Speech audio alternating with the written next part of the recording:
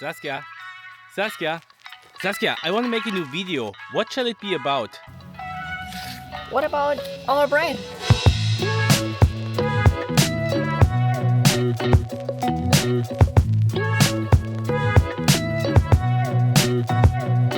If I had to choose one single dish for the rest of my life, it would not be pizza, pasta or a tenderloin steak. It would be a simple slice of sourdough rye bread with butter on it. You just don't get tired of it.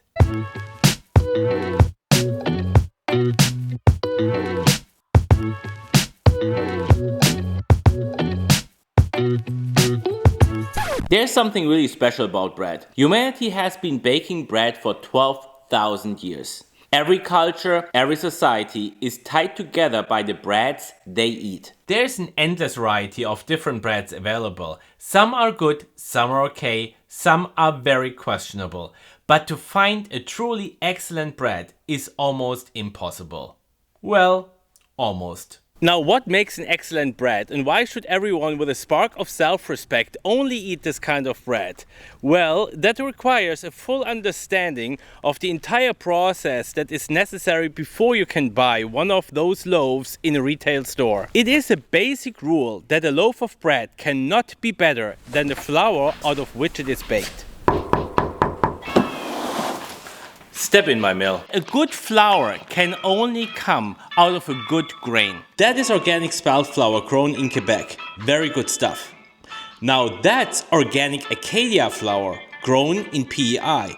Different but equally good. But the third one is special. This here is biodynamic rye flour, and when you eat a slice of the bread that was baked out of it, you will know what I mean.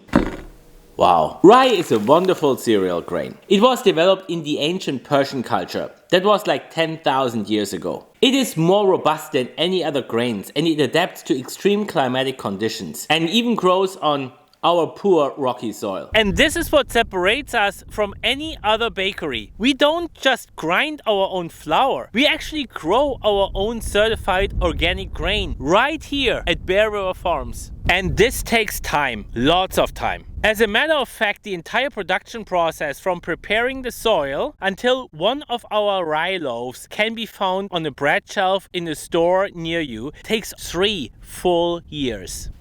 Let me explain.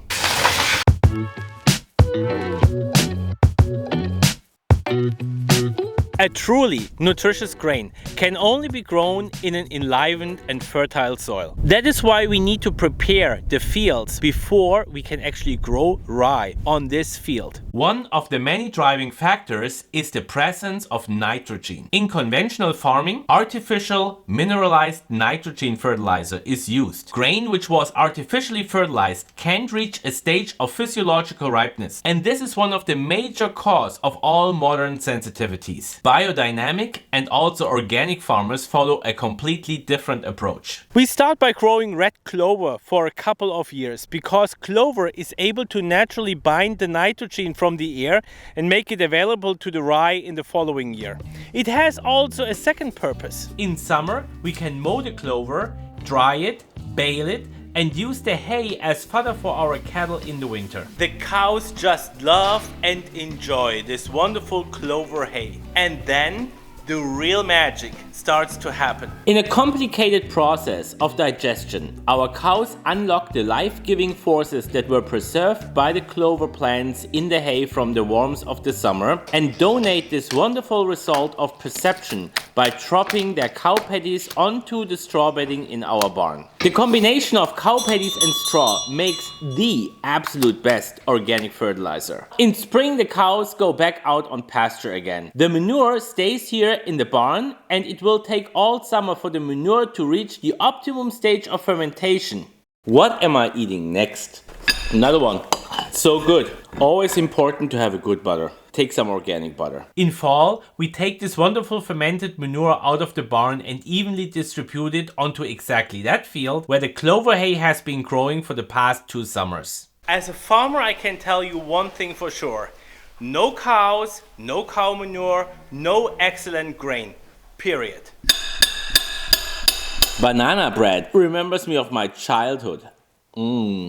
So good. The downside of this way of fertilizing our fields is that we certainly don't have those extreme high yields like other conventional farmers, and our production costs are much more higher.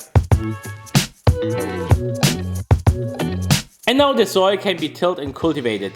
In our case, we are using a special implement that only works 1 inch of the topsoil. This machine cuts off clover plants from its roots and mixes all organic matter together with the barn manure into the humus level of the soil. 16 months have passed since we started the field preparation. Now the soil is ready to sow our precious rye seeds. Chocolate? Well, I can't say no. Wow. The variety of rye that we are growing on our farm for the past 18 years is an old European variety. Every year we are saving our best seeds for the following year. I've been eating the bread for about 10 or 12 years, I'm sure. I eat almost a whole loaf myself every week, just by myself. Sometimes I just have it with butter. Take a good liver patty.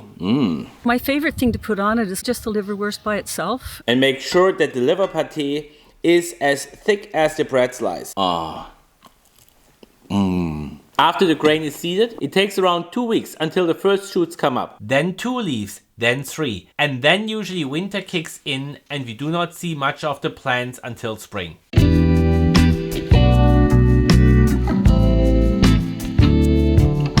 Under the snow-covered fields, the grain plants are in a kind of dormant stage. Going through a tough and cold winter gives the rye plants enormous strength.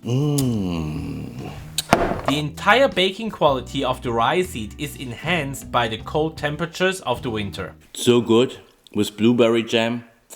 Excellent. Those strengthening winter forces are later set free in our bodies during digestion. Oh, I've been eating it for years. I don't eat any other bread. No, it fattens you up in your biceps, that's for sure. Going the full 9 yards makes each single loaf of bread a vehicle to transport life-giving forces from our fields into your very own body. One of the best breads that I've ever eaten is the sourdough rye bread from Bear River Farms. And those truly life-giving forces are set free within your body during digestion and may enable you to strengthen your will to get shit done. It's really gives me physical strength for work. Finally, it is spring. 2 years have passed since our field preparations have started. When the snow is gone, it's time to check the plants. How many plants have survived the winter?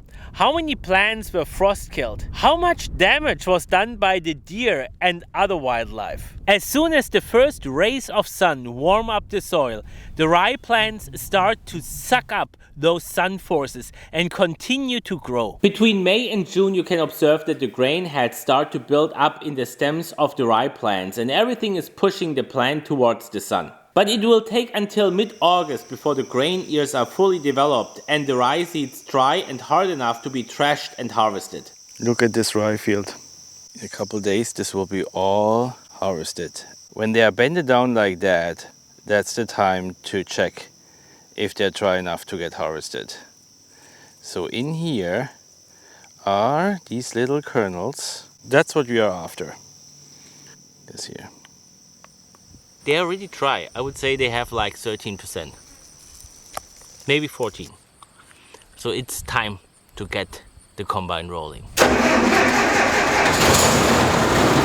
We need to have our own harvester in order to avoid any cross-contamination from conventional grain. The combine harvester threshes the rye seeds out of the ears of the rye plants. The straw remains on the field and gets later baled into round bales and serves, as you already saw, as bedding for the cattle in the barn in the upcoming winter. English bacon, like a prosciutto. Put that on your bread, and because it's so good, put 2 slices on.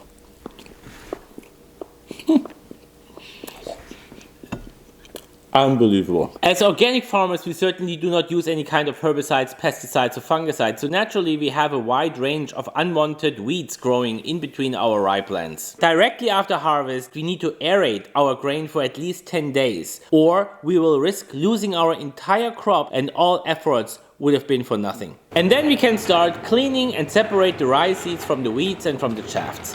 This is usually done in late fall when all outside activities are slowing down. Now this is how the grain looks like before it's cleaned. So you got a lot of weed seeds in it. We got little stems here. We got even the seed heads here, and that's what we need to clean out now.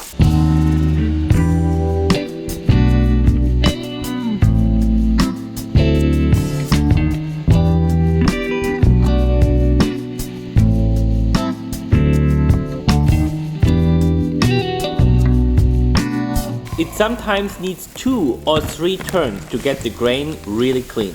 Every baker knows that baking with fresh ground flour is a game changer. This is why we mill our flour fresh every week. To ensure that all valuable nutrients of the whole grain and the wealth of vitamins in the germ remain intact, we slowly and carefully stone mill the rye kernels into fresh, whole flour. And then the baking can begin. How many loaves have you baked so far? Tens of thousands. This is the story of my baker. I come from a country where you eat bread every single day, at least twice a day. And when I came to Canada, I wanted to have really good and healthy bread. That's when I decided that's the bread I make until I die. There is no rational explanation for this, but being able to bake bread for other people has some sort of a healing power. It is a sacred act of devotion, it is art, and it takes commitment and time. Lots of time. A good Alpine cheese is always great with rye bread. Always make sure that your topping is as thick as the slice of bread. You can also put it in the oven and melt it. The original Barrow farm sourdough rye bread is made by using a family recipe that is over 130 years old, and it consists of 7 simple ingredients: whole organic rye flour, well water, sourdough starter, sea salt, organic flax seeds, and a secret mix of traditional organic spices.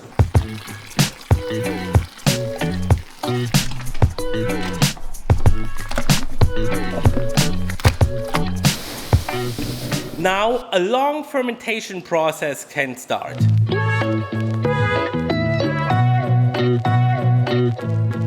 Have you ever tried rye bread with eggs? A bit of salt, a bit of pepper. Look at this. Huh. There is no king in the world who eats better than me. And you can do the same.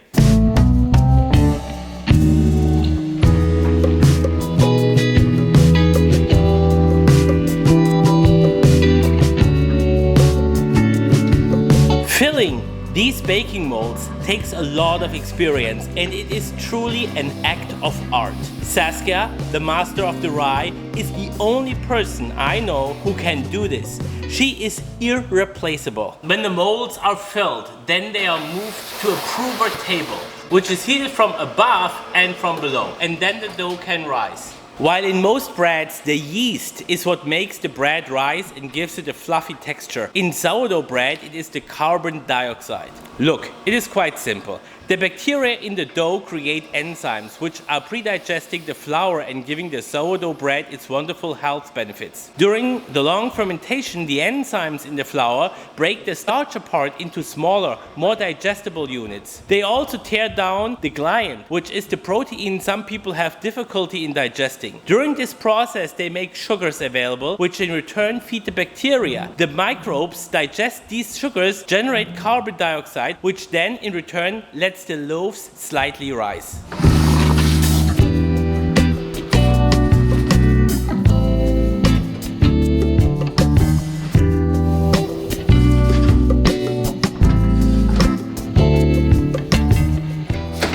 See, the entire process of baking bread is a micro repetition of what has happened indiscernibly in nature.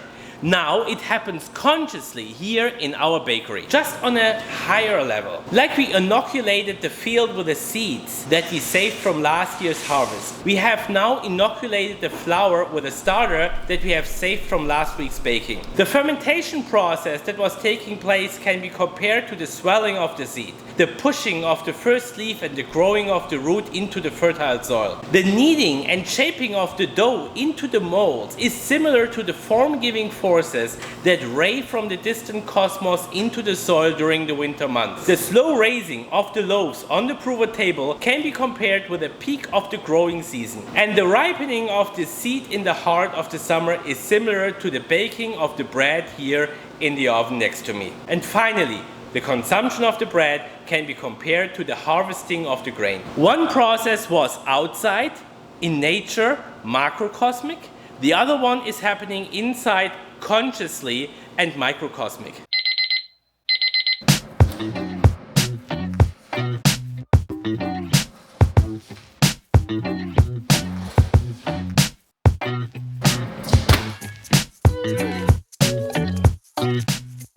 After a long baking cycle, they get removed from the baking pans and have to cool down.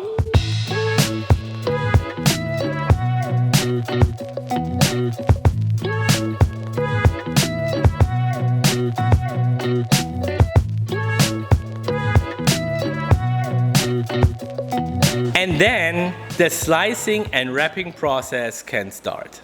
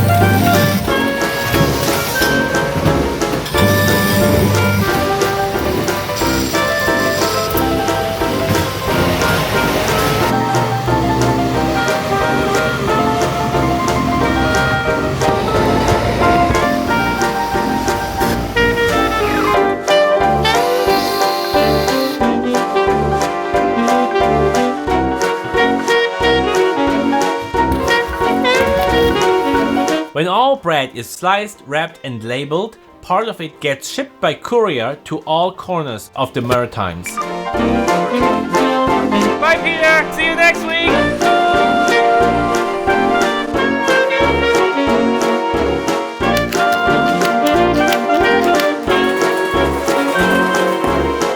All other bread is loaded into the truck and will be delivered into one of our 30 retail locations in Nova Scotia.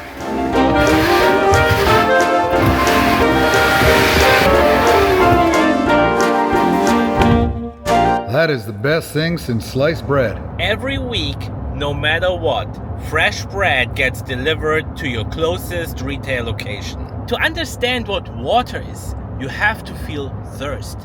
And in order to understand what a loaf of bread is, you have to feel hunger. Are you hungry? Totally, yeah. Thanks very much. It's a loaf of bread for you. Hey, thanks. It's already sliced, just eat it, okay? If you have never starved in your life, how will you know what a loaf of bread really is? I just ran into one of our customers. I just saw you buying 3 loaves of our rye bread. Yes, I come in every opportunity that I have to pick it up. It's the best bread I've ever eaten in my life. It's just like part of my daily existence. And why do you love it so much? I love how dense it is and how the flavor of it is just fantastic. I freeze it as soon as I get home. Here I am in my 60s, and this is the best bread I've ever eaten. Thank you very much. You're very welcome. These are my customers. I totally understand that some people are tempted to leave their loaf of bread bit open, just closed with a sticker on their kitchen counter.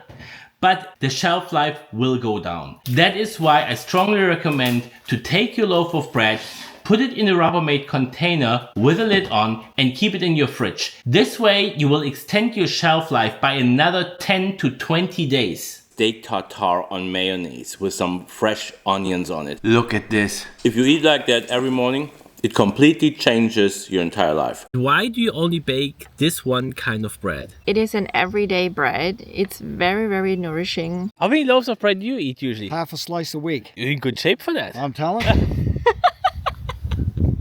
Rye bread is considered much more nutritious than any other bread. It is much more filling than any other bread, which means you need less slices to feel full. You have 2 slices at most and you're full. There is no way you will gain any body fat from eating this bread. What do you like about the bread so much?